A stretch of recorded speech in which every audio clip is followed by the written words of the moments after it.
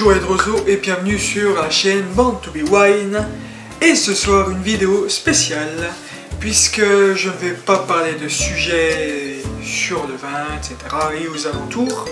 Je vais plutôt faire une dégustation, plutôt analyser un vin que j'ai acheté hier, que j'ai pu déguster. Alors déjà, le vin. Donc c'est un vin blanc. Donc là on peut voir aussi, alors est-ce qu'il a été conservé dans des bonnes conditions? On voit déjà qu'il y a des cristaux de tartre.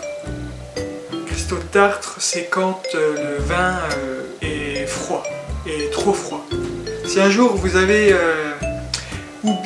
acheté un vin pour barbecue ou apéro et que vous vous rendez compte qu'il n'est pas assez chaud, pas assez froid, pardon. Ne le mettez pas au congèle, c'est ce qu'on fait généralement, c'est pas bon, il faut pas. C'est une fausse bonne idée. Non, non, ne faites pas ça. Vous mettez des glaçons dans un seau à champagne ou quelque chose qui pourra accueillir votre bouteille, de l'eau, etc. Vous mettez là-dedans et ça suffira. Parce que le vin est un produit vivant, c'est vivant, donc vous tuez le vin.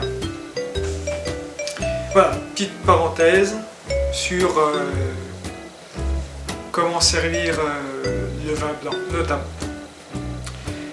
Donc là, oui, il est un peu trop froid. Alors, ce qu'on peut déjà percevoir à première vue, donc je vais prendre ma petite feuille, mon enveloppe. Donc c'est un peu doré pour moi, reflet, c'est bien jaune doré. Alors le vin donc que j'ai acheté, c'est un Coteaux du Layon. Donc Coteaux du Layon, donc c'est dans la vallée de la Loire. Vallée de la Loire, donc vin de Touraine, etc. Et donc c'est du moelleux, c'est un vin moelleux, donc un vin un peu sucré, on va dire, qui est moins sucré que les liquoreux. Donc, on pourrait même dire doux. Et le cépage est du chenin, donc c'est du 100% chenin. Et c'est un 2019. Et je vais vous présenter la bouteille. Alors, donc, là, je ne sais pas si vous arriverez à lire, Val de Loire. Et alors, donc, c'est de l'Arène. Voilà, c'est pas facile. L'Arène, donc je l'ai acheté dans un Aldi. Je crois que j'ai dû payer la bouteille 6 €. Donc c'est pas bien cher. Après, je suis pas fan d'acheter mon vin dans une moyenne surface, quoi. Je préfère acheter mon vin chez un producteur, ou à la limite chez un caviste. Mais bon, je me suis dit, parce que je pensais que c'était un vin sec, mais non, c'est un vin moelleux. Mais bon, c'est toujours bien aussi de pouvoir goûter des vins. Donc maintenant qu'on a vu les reflets, la couleur, etc., maintenant on va faire le premier nez. Bon, là, premier nez, je sens pas grand chose, parce qu'il est fermé. Donc du coup, on va secouer le verre, pour qu'il s'aère. Arôme un peu de fruits secs, voire fruits confits. Ouais, peut-être un peu aussi ananas. Puis enfin, bon, on va passer à l'étape de dégustation. Je sais pas si ça vous l'a déjà fait. cette sensation de déguster un vin, de l'avoir en bouche, de dire j'ai... là c'est dingue, là c'est fascinant. Je sais que j'ai déjà mangé ce fruit, je n'arrive pas à savoir ce que c'est. C'est pour ça qu'il faut travailler, que ce soit l'olfaction, que ce soit la partie gustative. Il faut s'entraîner en fait à chaque fois. Chaque fois que vous mangez quelque chose, il faut bien le mastiquer, et comme ça en fait votre cerveau il fera le lien avec l'olfaction et la partie dégustation. Je sais ce que c'est mais j'arrive pas. Bon, si ça me revient je le mettrai en commentaire. Mais bon, en gros c'est très agréable en bouche, donc c'est moelleux, donc c'est vrai que c'est aussi agréable. Et après la partie peu négative, c'est qu'il n'y a pas grand chose en bouche, c'est finalement assez court, on n'a pas de longueur,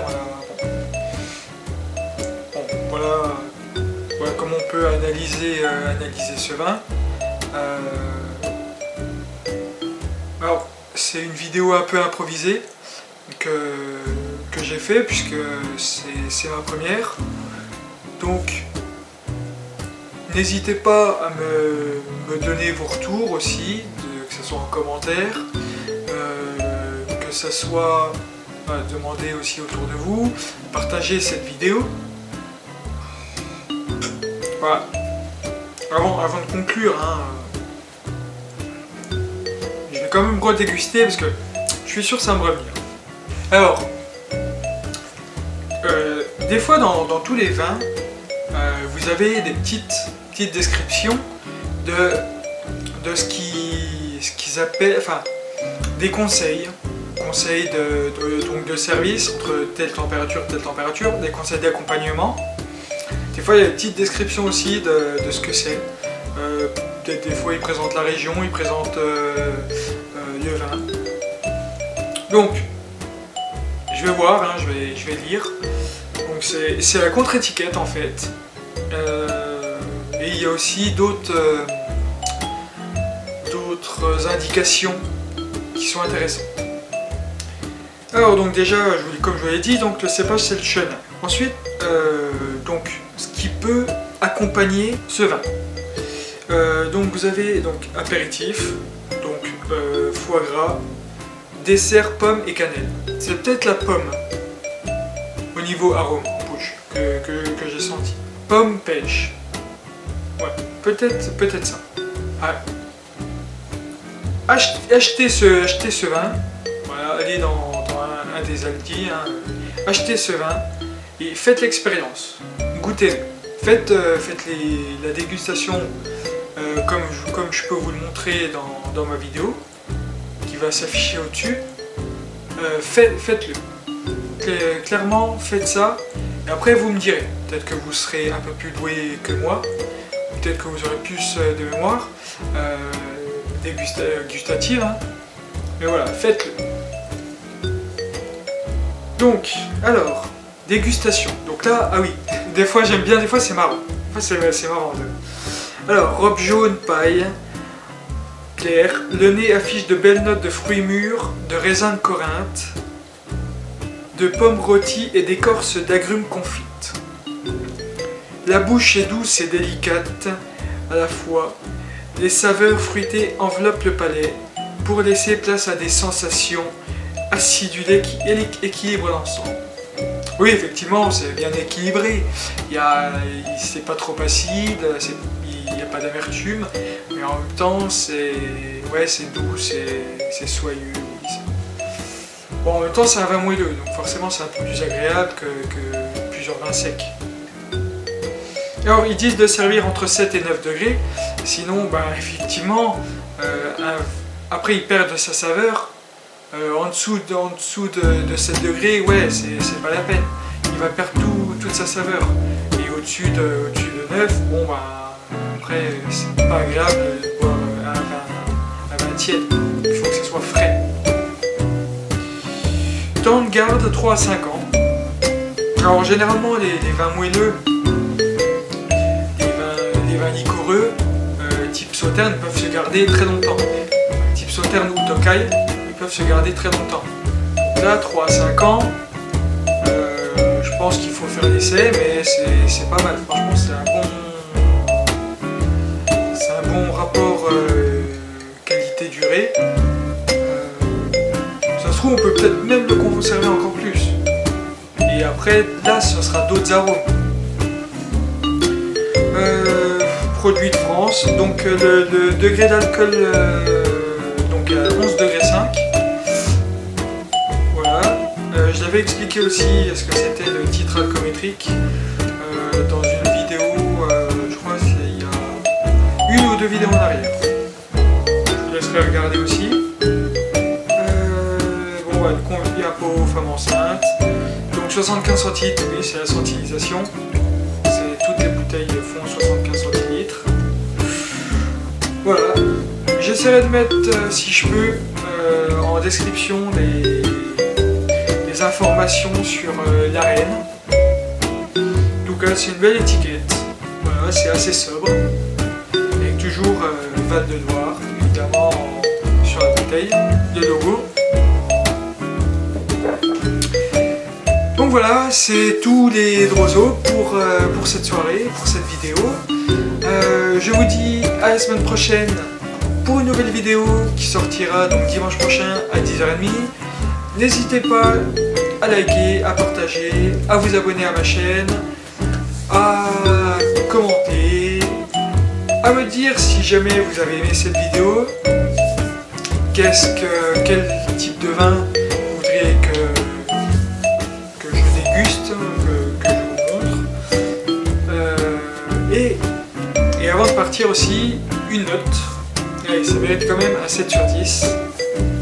Il faudra que je creuse aussi pour voir ce que c'est comme négociant, si c'est vraiment un négociant ou si c'est aussi un producteur.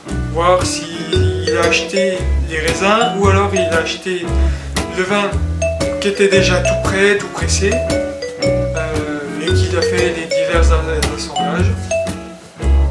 Je vous dis à la semaine prochaine. N'oubliez pas cette phrase. Donc, buvez avec modération, mais sauvez des vignerons. Les vignerons. Et n'oubliez pas cette phrase. Le bon vin réjouit le cœur de l'homme. A bientôt les Droso.